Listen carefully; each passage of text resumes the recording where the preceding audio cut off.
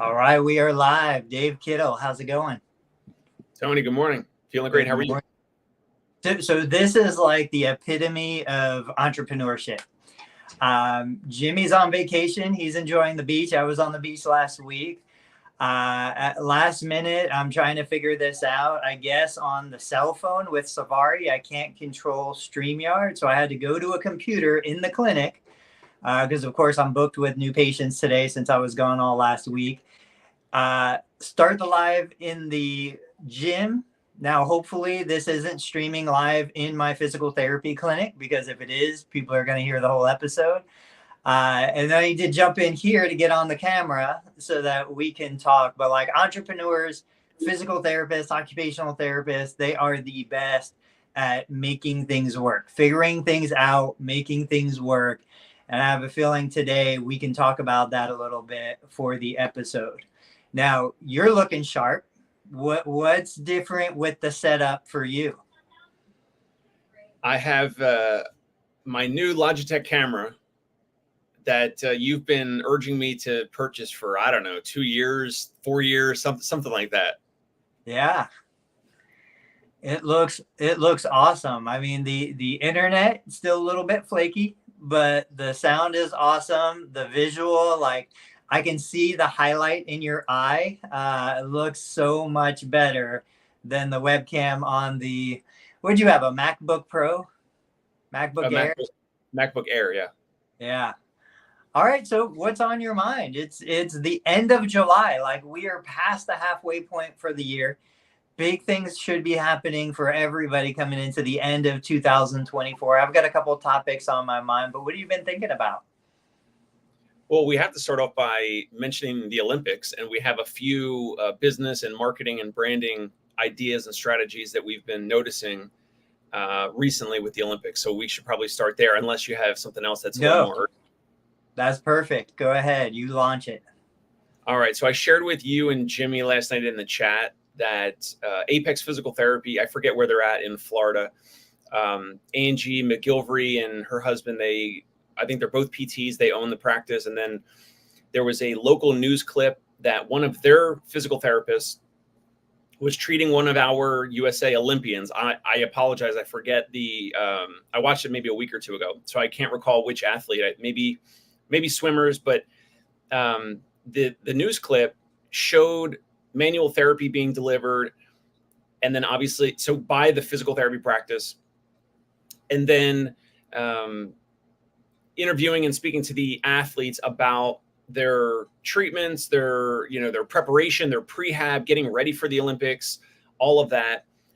And I believe either in that video or another video that physical therapist from Apex Physical Therapy, and I think maybe Angie as well, have traveled over to Paris right now to be with those athletes to deliver treatment. So there's a whole bunch of things here. At the very least, I think it's a great way for you to get a practice to get local marketing and branding and free exposure. And we can go into the pros and cons of, I don't know, first of all, how do they get lucky? How did they get these athletes?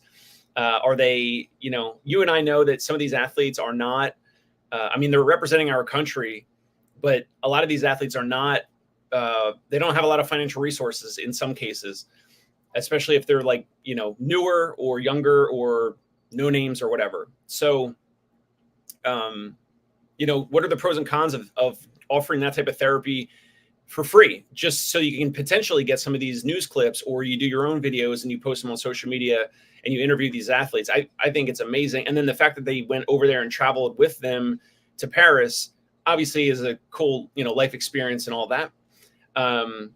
We can maybe discuss some ways to potentially get Olympians in your practice in 4 years from now, or 3 years or whatever, 3.5 years from now, on their lead up to their performance. So maybe we could, start there. I know there was something else with the clothing and the uniforms that I want to kind of tie in and get to, but how about the Olympians being treated by physical therapists in the US, and how can other owners learn from this? How can they kind of steal this strategy and potentially help Olympians and kind of get a little bit of that local spotlight? Yeah, no, I think that's great.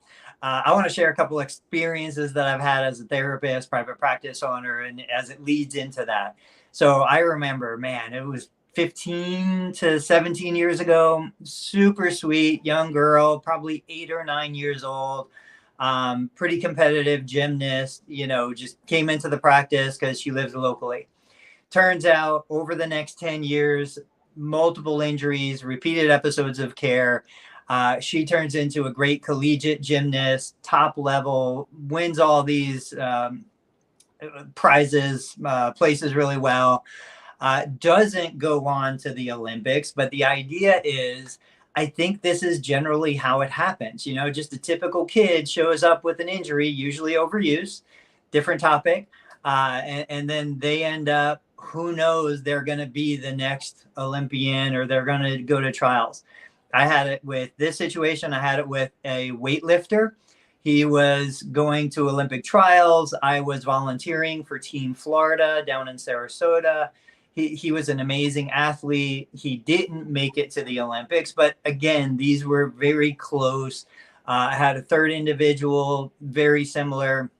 I had a great opportunity as a PT student where I was at Bolletary Academy, IMG, down in Bradenton. We had just incredible athletes, incredible exposure. Now, what I think is interesting is how that is taken, how that is capitalized on for therapists relative to maybe a shoe company, right? Like, what do? We tend to pull away from the spotlight. We tend to hide in the background. We tend to not take advantage, not leverage these opportunities. Apex is there. Let's see what Apex does, because there's obviously a little bit of buzz right now. Are they going to double down? Are they going to leverage that for the next couple years? Are they going to grab clips of that and put it in their marketing and push it out to the consumer? Or are they just going to kind of fade into the background? I think the biggest frustration for me is just so often we don't capitalize on those opportunities. I would also love to see, this is where I would love to see APTA come out, capture those, little opportunities of exposure, collectively bring them out, push them on social media, make it more popular so that more people can see it. I don't think we can necessarily say, I'm going to be the physical therapist for the next, gold medal winner. But when it does happen, I think we need to capture that magic in a bottle. Yeah, absolutely. How's my Wi-Fi? Is it still a little laggy? Yeah, your voice is good. Your image is totally frozen, but I wouldn't worry about it. You're switching back and forth. So like you were on the new camera, then it went to the PC camera, and now it's back to the new camera. No worries. All right. So I think other owners can absolutely learn from this, can utilize this. How much do you think they should offer potentially pro bono or for free? There you get the local the local spotlight on the especially if it's like a TV news camera. I mean, could you offer that Olympian like a free package or two? I think that's reasonable. Are you going to go and travel to Paris on your own dime and treat them for free over there? I think that's a little bit of a stretch. But I mean, if you love the sport and you love the Olympics, it could be a great experience. Now, if the athlete can get you free tickets inside some of the events, then maybe you break even, right? I think it depends on the business model. 25 years ago, I would have foot the bill for everything and I would have gone just because I wanted the experience and I wanted to be around it. Today, I'm not going unless I get paid a ridiculous amount of money. That's not my goal. That's not my intention. And again, you said it earlier, my experience is these Olympic athletes are mostly funding their own stuff. I know they get a little bit of money from the Olympic Committee, and I know they get a little bit of money if they place on the podium. But generally speaking, these athletes are funding themselves. They're barely scraping by. They've got jobs to support their ability to still compete and train and do all of this. It's really a struggle, So I would bet I don't want to put words in their mouth, but I would bet the therapists, the athletic trainers, the support teams that you see over there with the athletes, a lot of that is self-funded. And again, you know, if you're going to turn that into marketing material, branding material, and now the therapist who is there is going to come back and they're going to charge premium rates for their services, totally worth it as a marketing expense. But most of the time, that's not what I see happens. It just turns into a story that they're going to tell their grandkids that I was a physical therapist back at the 2024 Olympics and I got to be there on site and it was amazing. But it never goes beyond that. Yeah. Now, if with the whole Olympics, what else are you seeing? I know there was something else that you shared in the chat that kind of tied. So let's talk about the branding, right? You see these Olympic athletes with Nike and Adidas and all of these different brands all over. And then I don't remember, and I don't have it on my phone, but a specific brand came out, or now athletes are going unbranded, because what was happening was they would win Olympic gold, and now the brand that they were wearing just out of that's what they had gets all of this notoriety and all of this free press. So if somebody had come up with this idea to say, hey, we're going to give you all unbranded clothing. This way, if you win, now you can sell the value of that winning. Now, I originally thought, now this would be an interesting one. I want to hear your take on it, Dave. So the clothes they were wearing was just plain blank clothing, no branding, no design, no lines or anything. I was like, I wonder if they're going to use AI to then go back after, if they win and Nike says, we want to endorse you. They go back with AI and they add branding to the clothing that they have, almost like a green screen. Like, think of it like a green screen, because that is, billboard material right there. I don't think that's what they're doing. I think they're just saying, hey, we're not going to give away the value of this free media unless you pay for it ahead of time. And then if we win and nobody paid for it, now we've got something to negotiate. But I think there are just so many opportunities in this, again, with AI, to go back and start to capitalize on some of that. What do you think? I didn't know that there was some potential artificial intelligence angle. It kind of seemed like from this Bandit, was it Bandit Sports that was doing that's what it was. Yeah. Solid black uniforms and outfits for the track athletes and many of the other Olympians. I think they performed it geniusly, which is kind of like something that would get talked about, something that would get maybe written up in blogs or, mentioned somewhere on the internet. And, solid black for the Olympics, it is unique. I mean, you either got to go solid white or solid black. I mean, all the other countries have different color logos and the athletes are wearing typically the country's colors or the variations of those colors for that year or that Olympiad. So the solid black is pretty unique. And it's something that it's probably like a loss leader, right? And then they get the free, they pay for this up front. They lose some money with paying for these uniforms. And then as soon as it's mentioned like this, and now we're talking about it on our show and other places, other people are talking about it. Then I didn't yet, and I don't know if you have, but like, I'll probably go and check out, Bandit, whatever, what other things do they sell? Do they sell clothes that I might get for working out? Like what other performance gear or things, or what are they about? And now they're on my radar. And so in the future, if I see something with Bandit, I have the connection in my mind with them and the Olympics. So then maybe I'll be more likely to pay out of pocket, pay for something that either I don't need, or maybe it's, more of like a Nike, like aspirational type of a product in terms of price point. So who knows? Yeah, I had never heard of the company before. This was a great way to generate some press and get them in front of their ideal audience. And truthfully, I mean, when I think about it, I'm not, at least I don't think I'm influenced by influencers. If LeBron James is wearing something, I don't think I'm going to shoot a basketball like him because I buy the same shoes as him. But I will say, when I'm looking at Olympic athletes, I do have a feeling, or at least in my brain, I'm like, they're probably wearing the best performance gear, whether it be the shoe, the shirt, the shorts, whatever. So I probably have a higher level of trust buying something that an Olympian is wearing rather than buying something that a professional athlete is wearing. The other thing that I wanted to mention that I thought was interesting was we were watching the swimming and the gymnastics the other night. And the way the media companies had everything ready to go so that the moment somebody scored, a gold medal time or score, instantly they had the background story ready.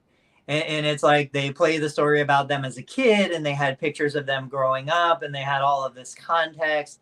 The Olympics, I'm sitting there watching this. It's really they've done such an amazing job building the story around the person more than just the athletic performance. And so, you hear about this person was adopted and they went through these challenges, and this person had a kidney failure that I mean that story by itself with the gymnast who had the kidney issues and she was completely out of training to be able to come back and compete at this level in such a short amount of time just blows your mind. And so now you're rooting for this person because of the background story, because of everything that they've shared. Goes back into what we do on a daily basis, which is, look, Dave, you might be an amazing therapist, but if I don't know anything about you, I don't know anything about your past history, about your philosophy, about your culture, like I'm not going to have a connection to you. But as soon as I start to hear, oh, Dave played baseball and Dave did this and Dave lives in Brooklyn and he's a new dad, and all of a sudden I start to create these connections where I want to get to know you. I want to work with you. I want you to be my therapist.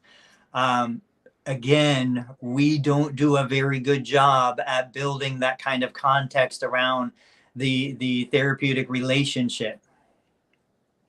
So when they, like NBC or whoever's doing I forget if it's ABC, NBC, whatever, when they do those spotlights and they have because one of them was one of the men, obviously Olympians, one of the pommel horse or the overall, I forget, like all the like the rings. What's that? I'm sorry. What's the? I don't know, but just go with men's gymnastics. The men's gymnastics. Thank you. Men's gymnastics. One of those guys had like some ACL injury like a couple years ago. So they did like a whole background video with his family, and he was like on a farm riding horses, and they gotta, they wake up at whatever, 4 or 5 a.m. And the first thing they have to do is take care of the horses. So you're right. Like NBC or whoever is hosting, whatever channel is hosting, they have this whole backstory for each of these athletes, especially, I don't know if maybe it's most of them or all of them, in case any of them break out and have some amazing performance. Why do you think they do that? Do you think they do that to keep our attention so that we talk about these athletes more, so that there's some human connection there? And then, because ultimately they want to sell advertisements, right? Like NBC, I mean, obviously they want to display this amazing performance of our athletes in Paris and all other Olympiads whenever it happens. But do they have these backstories set up already to give us something different to watch temporarily? That's not the sport, that's not the performance. Is it to get that human connection so that it keeps our eyeballs watching more and more of the Olympics? Like, obviously, I think there's got to be some, monetary, capitalistic reason, but at the same time, it's like a warm-hearted reason as well. But that's what sells and that's what works and keeps attention, right?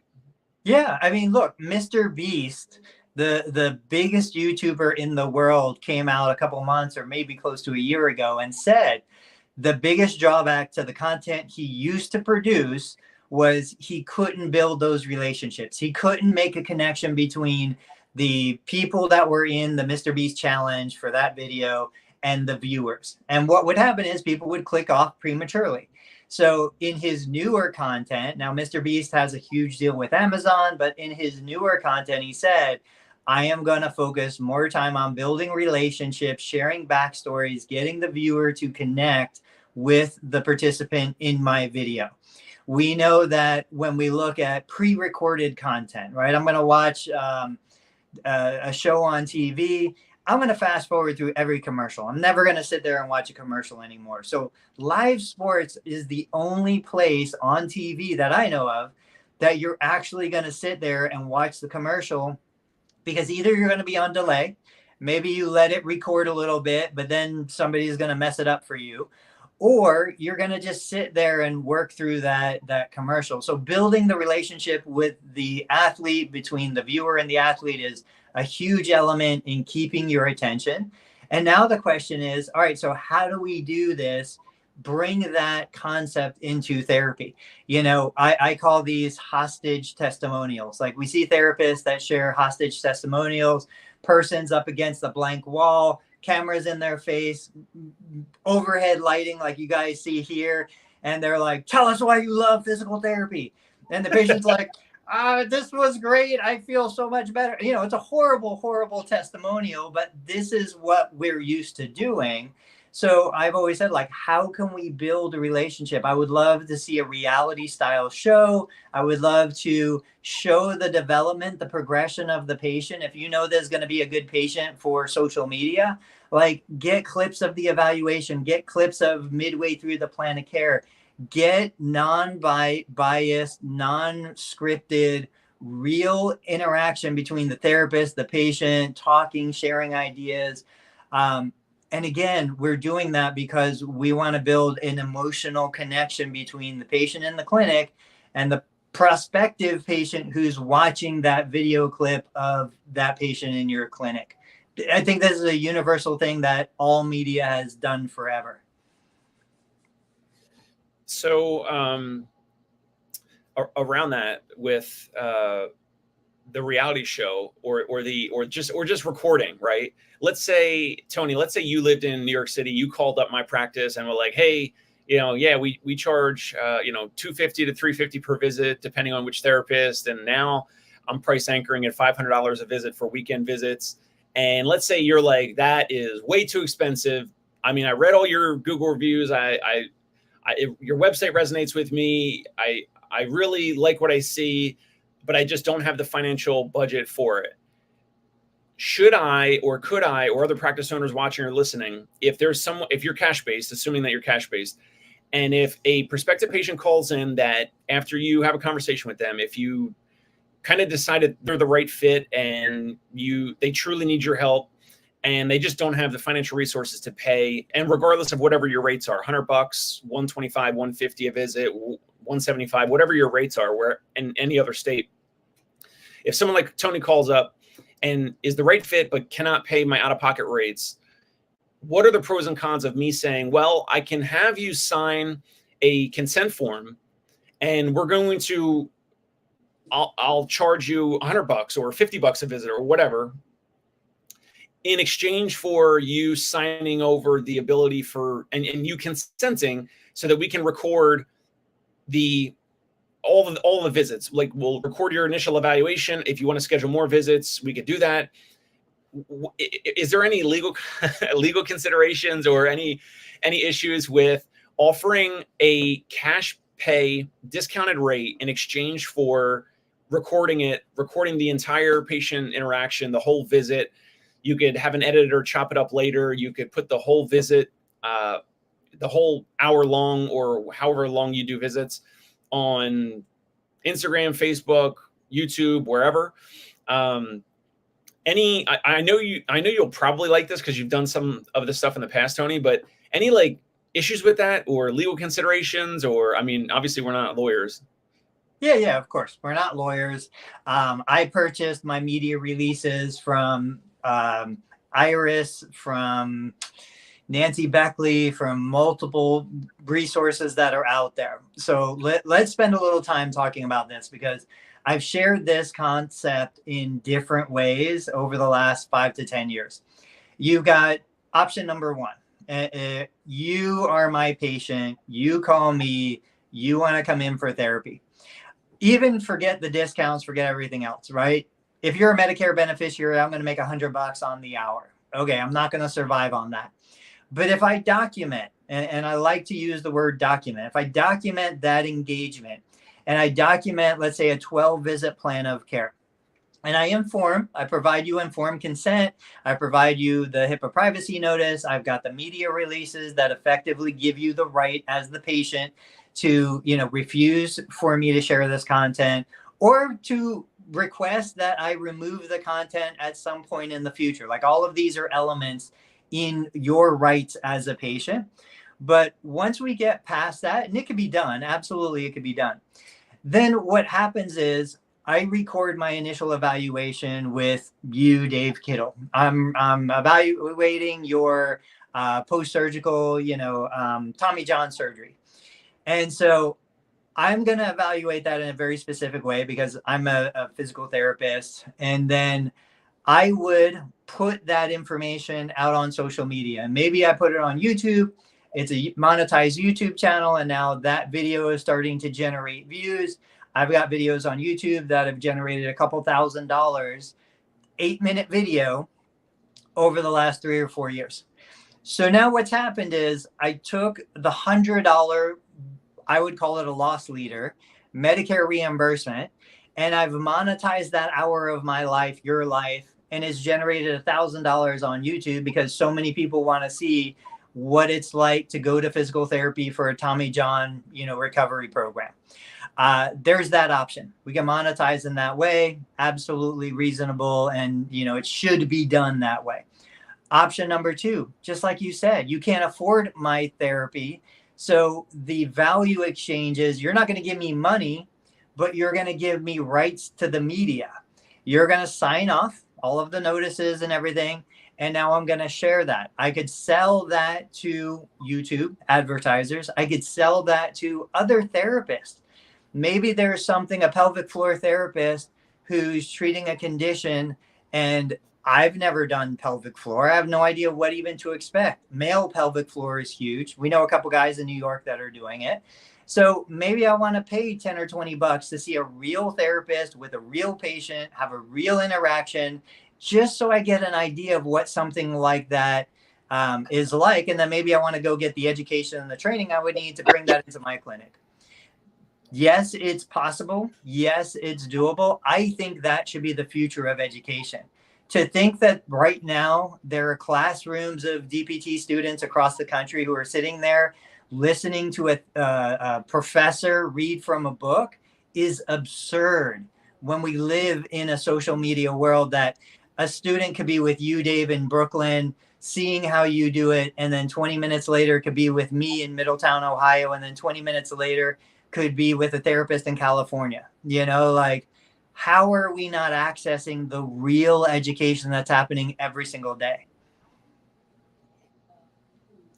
Makes a lot of sense. I always think of, I know you like to go to the DPT in education side of things, but I always like to think of like the marketing exposure to get the physical therapy evaluations and treatments, capture that, get it out on social media, and typically attract more patients. I think, and I don't know if we've talked about this too much, but I need to do this. We need to do this in my practice. And I think that it can help attract new therapists, like the way that Josh Funk and Rehab to Performance or Rehab to Perform and all these other practices are putting out different types of content. I know Jimmy and I have talked about this as well, but putting out the patient experience, like the patient visits on YouTube or Facebook or Instagram or whatever, even if it's the full visit or if it's just clips, I always look at it as like, I would want to do that and get a ROI for it because I want to attract more new prospective patients and more leads and more patients and clients into our practice. But at the same time, it can also attract other therapists because they just see it on social media and they're like, oh, that is a practice that's near me and that resonates with me. And that can help with getting more new resumes and the whole hiring and staffing challenges that we've been talking about. So, and then at the same time, real quick, at the same time, I think it can also attract physicians and referral partners because I know on Instagram, there's a lot of New York City based physicians. As I mentioned before, I connected with a bunch of them. And so if I put out content like that, it's potentially like you still would want to have it kind of guided to some of the specific populations. But that one piece of content, if I evaluate Tony as a patient, it could help me attract more new patients. It could help attract other therapists, potential therapists and candidates to interview, and then also potentially referral partners. Yeah, 100%. I remember somebody had shared on in one of the Facebook groups recently. I think it might have been a response to Joey Albritton's recent post where he was talking about stop sharing on social media. You're not trying to attract a national audience. If you're looking to get more patients into your business, sharing stuff on social media isn't usually going to help that. And somebody within that replied, and they talked about, I think it was Instagram, and I think they talked about putting posts on Instagram specifically for recruitment efforts and trying to attract therapists to employ. You and Rob Vining had done an interview. It wasn't the first interview with me. It was one of the later interviews. And we talked about that. Now, this must have been 10, 15 years ago, but we talked about that. I said, look, I'm not putting media out there specifically on Instagram to attract patients. I am putting media out there to show potential candidates that I want to hire. This is what therapy is like at Total Therapy Solutions. And lately, I've been sharing a lot of Facebook posts from my knee replacement support group. These are real people who are in physical therapy or quit physical therapy because they hated physical therapy. And I'm like, look, this is what real people are saying. And a lot of this comes from not that it's a good therapist, a bad therapist, or whatever. They had no idea what to expect going to that specific therapy center or that specific therapist. And you go to Dave, you go to me. You're probably going to get a very different patient care experience between the two. The patient should have the information available for them to see what the experience is going to be like and to know what the expectations are, a la Jerry Durham, before they ever pick up the phone, before they ever try to reach out to any of us. So, yeah, I agree with you, Dave. There's the recruitment element where you want therapists who want to come work for you, not therapists you're trying to convince to come work for you. You want patients who want to be your patient, not patients who are coming in because the doctor told them to go to therapy. All of that comes with these kinds of experiences. And there's nothing more genuine than seeing a real patient engagement. I shared a video last night. I didn't know we were going to talk about this, where it was 5 years ago. I recorded a video in the lobby of my physical therapy clinic. My value proposition in the video wasn't that we're the best therapists. It was convenient parking, no surprise billing, and flexible scheduling. And I still have that value proposition, but Go to You is going to be the best manual therapy. It's going to be, the best education, like all these other things. I just wish more therapists would produce more content. So I agree with a lot of the things that Joey Albritton has been posting on Facebook. The thing that he said about, the social media doesn't need one more video of like how to do a shoulder external rotation exercise video from a physical therapist. I agree with him. However, there's physical therapists out there. It depends on their intent. So are they just putting out videos because other physical therapists are putting out videos? Then he's 100% right. And like that physical therapist is probably wasting time. However, if a physical therapist can comment on that post, like Josh Funk or someone else, and say, we put out this like different silos, we'll put out, results, graduation, discharge type videos or pictures, and that helps attract other patients, or, videos or graphics around the Google reviews, or someone ringing the bell or whatever, like, and they reach whatever milestone or goal. That's going to attract more new patients.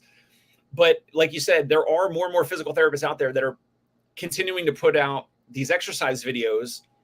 And if any of them can comment, if they're listening to this, if any of them can comment on this post, on our episode, or on Joey Albritton's post, or wherever, somewhere online, can you let us know, please, that you've had physical therapy candidates come to you and say, here's my resume. Are you guys hiring? I want to interview with you. And I found you on Instagram, or I found you on Facebook, and I love this content that you guys are posting. I can kind of see your your culture, your morale, how you guys carry yourselves. I love the whatever, I don't know, the exercise prescription. I love the style of patients that you guys treat and help, and the athletes or the weekend warriors or whoever. That's what I want to hear from, because then the intent would be less about just one extra random exercise video that the online world doesn't even need. If it attracts resumes and candidates, then keep doing it. And then I would say, if that's the case, then Joey is like halfway wrong, because if it's attracting resumes and candidates, the intent is not for new patient marketing. So it depends on the intent. It is. And we're never going to know. Let me ask you this. I am shocked, genuinely shocked at how little, and when I say little, I mean zero, how little inbound messaging I get from current active students. I don't know what's going on. I don't know what the deal is. I remember way back in my career as an employer, one of the most frustrating things for me was the lack of curiosity in my employees. So I would always, what are you thinking about? What do you want to learn about? Like, what excites you? And there was really never anything there that somebody would be like, I want to do this and this and this. Students are in kind of a similar boat, but as I look at the landscape, I am shocked at how few students are actually reaching out. Now, I don't know if because they think they're too busy with studies. I don't know if maybe I'm just not in front of their network, like because I'm not so much on Instagram and TikTok. I'm more on Facebook. They don't even know that I exist.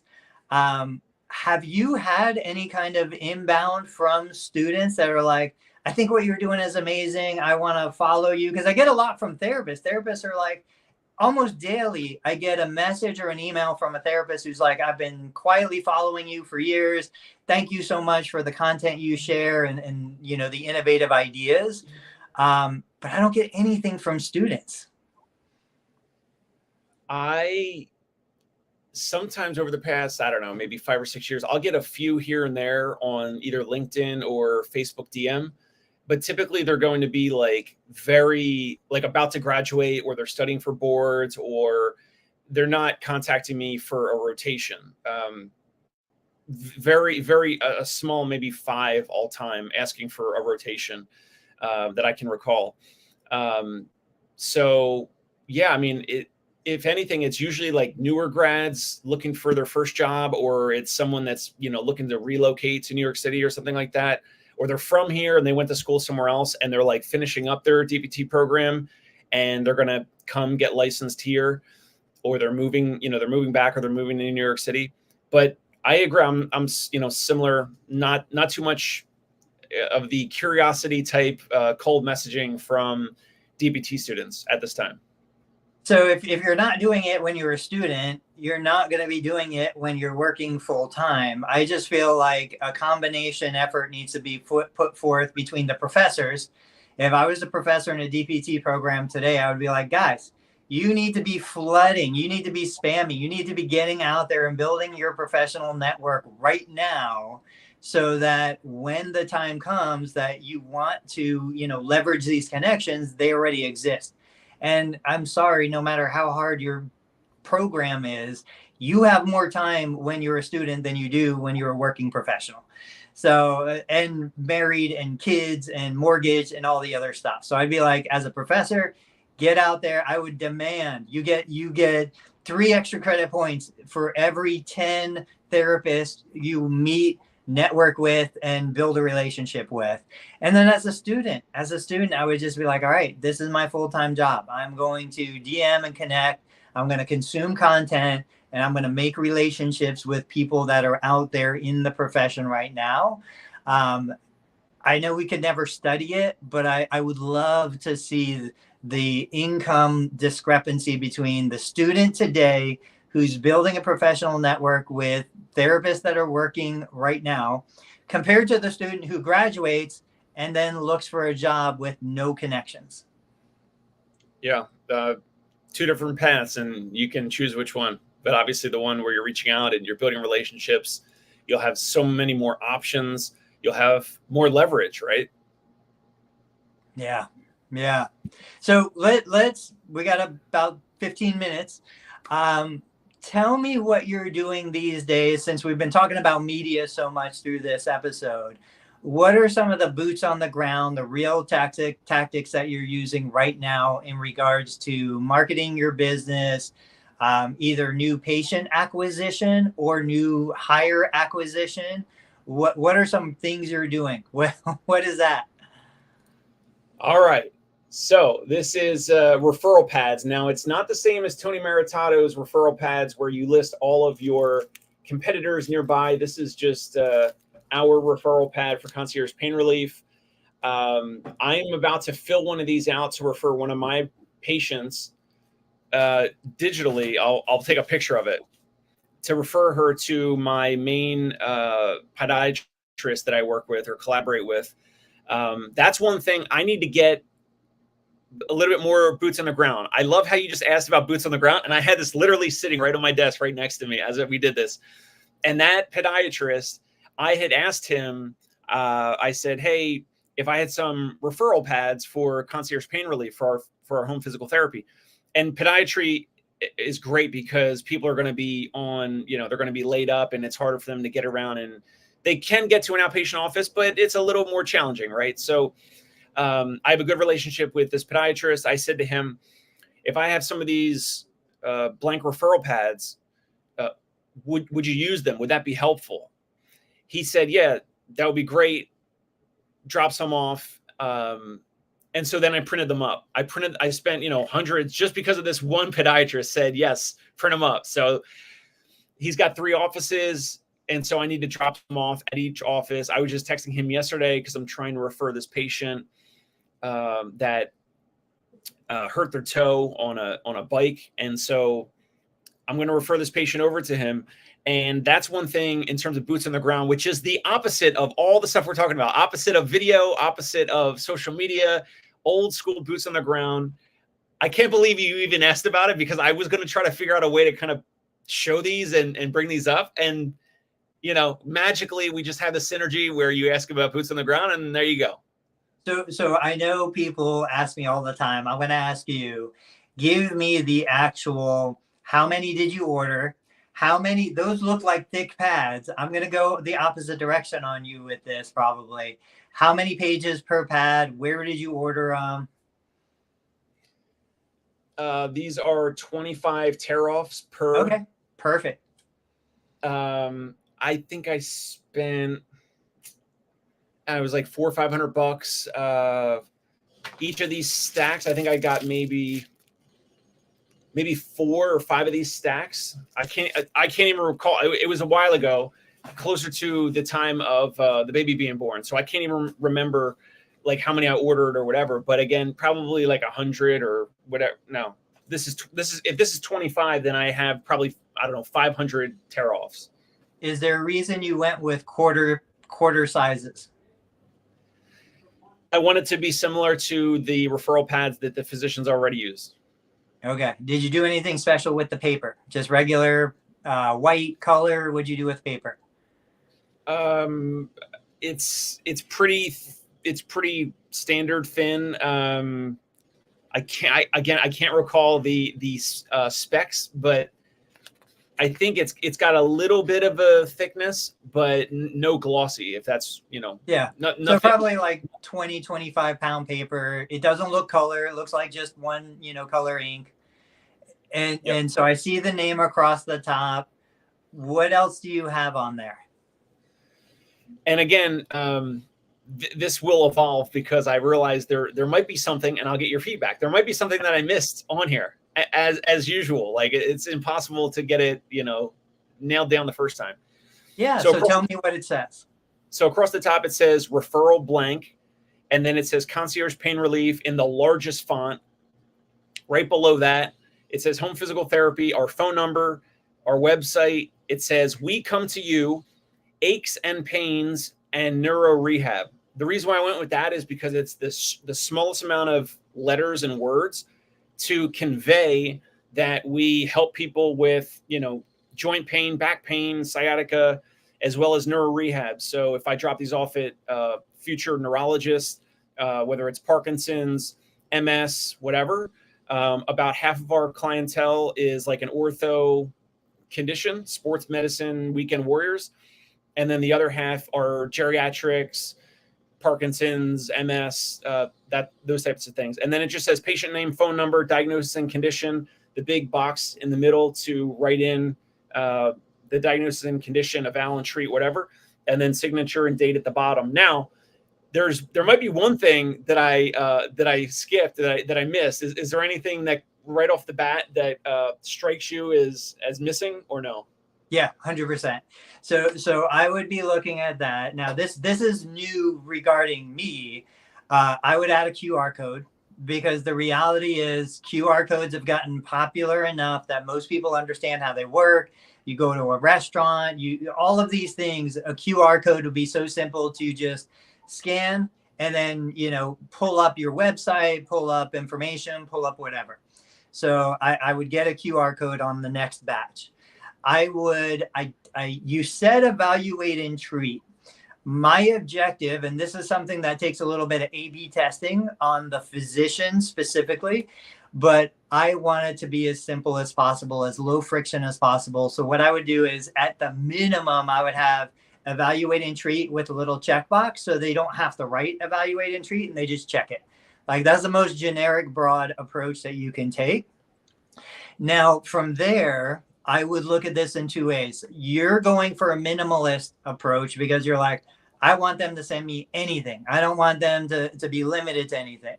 You could do that. We've done that, and we've done it successfully, but that also requires the physician to write stuff, which they don't like to do.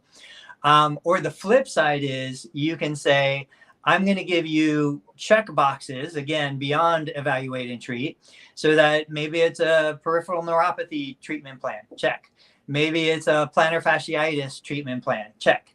It's Dave's unique, spectacular foot pain relief. Check.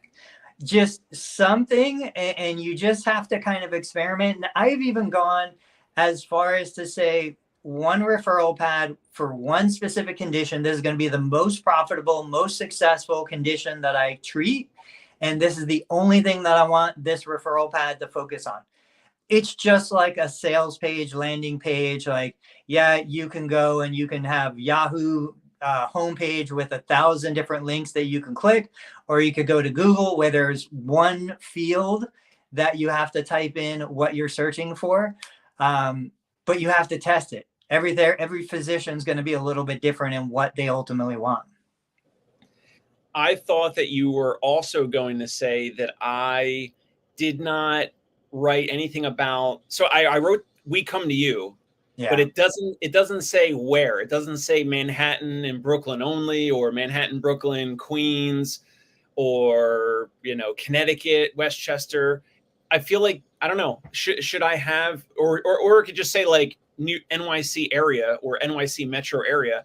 Is that important in terms of mobile concierge visits? Should I have something on there, or no? I don't think it's as important, especially if I put myself in the patient's shoes, pun intended. And I'm like, hey, podiatrist, I've got these issues. And podiatrist is like, well, here's a referral for therapy. I'm probably going to assume the referral I receive is going to be within my geographic area. It's always a battle, a challenge to understand how to make the wording such that they don't think it's Medicare Part A home health, that they understand that it's, a concierge, which is in the name, service where we come to your home.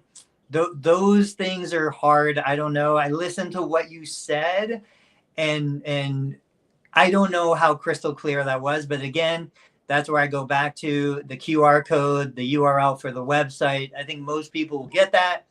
Then they'll go investigate. They're going to go look up Dave Kittle, or they're going to go look up the company. They're going to look for videos. They're going to get a sense. That's where they're going to get more information. And ultimately, the client is going to sell themselves.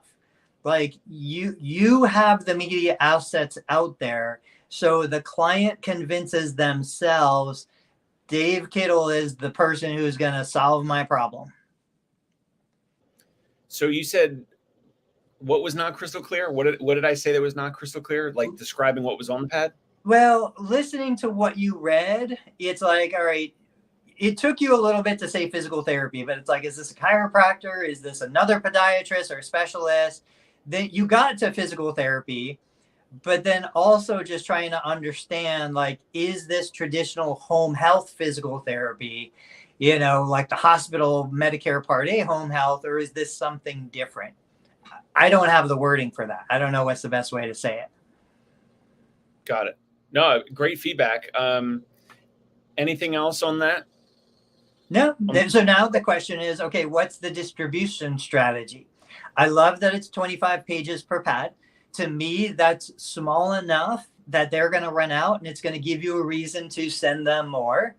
In my videos that I've shared about this, I said, look, I don't want to send 10 pads to every doctor because they're all going to go in the trash anyway.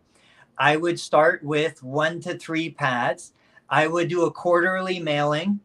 And then I would try to develop some sort of tracking mechanism so that I could see, okay, this referral came back from this doctor, so I know they're actually using the pad, so I'm going to send to them more consistently. I've been sending to this other doctor quarterly for 12 months. I've never gotten anything from them, so I'm just going to take them off my list and replace them with somebody else. It's a long-term continuity program that you need to develop. But I think it's great. What are you thinking for distribution?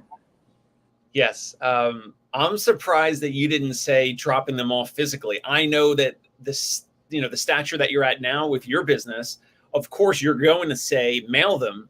But if someone is in their first couple of years of practice, I think it makes the most sense to try to physically drop in. And like you said, drop off 1 or 2 of these. And that gives you an excuse to come back in 6 weeks or 8 weeks or whatever. That's something that Sturdy McKee, my business coach and my buddy, he actually helped me. Like he gave me the idea. You gave me the idea years ago with the global referral pad, but this one, Sturdy helped me design, and he kind of said to drop in, drop off some pens, drop off, like he says, I know it sounds corny, but it's like every office has patients stealing pens on, like, not even on purpose. It's just like people just take pens. So they're, if you go into any doctor's office and you say, like, do you need any new pens? Like most places will welcome pens, he said. And so distribution strategy, I'm going to have to continue to be treating less and either hire someone or do it myself to drop off some of these referral pads. And there are some concierge physicians here in the city that have referred to us. Some of them, I feel bad. Some of them, like, I never even said, thank you, or I didn't, meet up with them or, take them out for coffee or stop by their office or anything. So I need to, diversify the networking and the referrals. And this will be, part of that strategy. Yeah, I would have said go and use this as an excuse to meet and interact with the front desk. But with experience comes, knowledge and wisdom. And it's one of those things where we're balancing time, which is so valuable and so limited. So it's like, is it the most effective strategy to just blindly mail these out? No. But is the time invested in opening that physician door and walking in and that front desk looking at me, and I guarantee it's going to be, they're instantly going to deflate as soon as they realize you're just there to give them pens and sell them stuff. I don't think it's worth it in that respect. And God, I've done countless drop-offs. I've been in countless offices. I understand both sides of this value proposition. Once I have rapport, once I know the front desk, now, if you're going to do it, let's do it right. Learn a magic trick. Learn a unique magic trick that you can do with a pen. So that when you go to say, hey, I'm Dave, I'm here to drop off these pads, and let me show you this real quick. You do something that stands out. You do a magic trick. Then you're like, hey, take these, give it to your patients, whatever. then maybe you have a chance that it's going to be remembered because you're going to make the person laugh. You're going to give them something that interrupts the pattern of their day. But the reality is, I've never walked into a physician office that the front desk wasn't already overworked, frustrated, probably hungry, maybe wants to go smoke a cigarette, and you are offering nothing of value.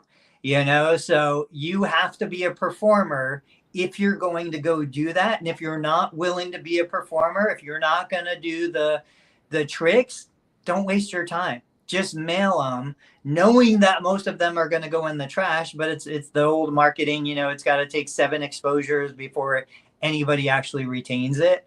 And to see you be the person going out there doing it with the social media and the other stuff that you could be doing, that would break my heart. Like that would be devastating. But even a new therapist, brand new practice owner, I don't have any patients, I'm sitting here with nothing to do. I don't know that I could honestly advise you take your time to go drop stuff off, bring donuts, bring coffee. None of that stuff's going to matter unless you do the dog and pony show and you really make it something memorable. So awesome. let's do this. This is kind of weird because I'm going to do my parting shot. Then I'm going to take off because I'm going to get to the other computer to end the live stream, because this is how we do things. So my parting shot, the whole theme of this episode is about building relationships. At the end of the day, building relationships, whether we're talking about on TV, whether we're talking about through social media, whether we're talking about boots on the ground, walking into the clinic where you want referrals to come from. We need to build those relationships. And the irony here is nobody is better than the therapist at building relationships, yet we don't build the high value relationships that we need to be building. So do things to build relationships. Dave, what do you got? Love it. How about I'll go with this. I'll go with diversifying your mix of marketing. So should you or could you be doing some online things, some guerrilla marketing, in-person drop-offs, or having someone in your practice do these in-person drop-offs, whether it's referral pads, whether it's pens? How can you diversify your relationship building, your connections to potentially get more new patients, more new referrals into your practice? Obviously, online results in faster, more efficiencies with referrals. But that's pretty much it. Tony's he ran into the other room. He's good. We're ready to roll. Thank you all for watching today. Go ahead, subscribe to Learn Medicare Billing on YouTube, and we'll catch you next time here, wherever this is broadcasted. PT, Pinecast, Dave Kittle Show, Learn Medicare Billing. Tony, thank you. Jimmy, thank you.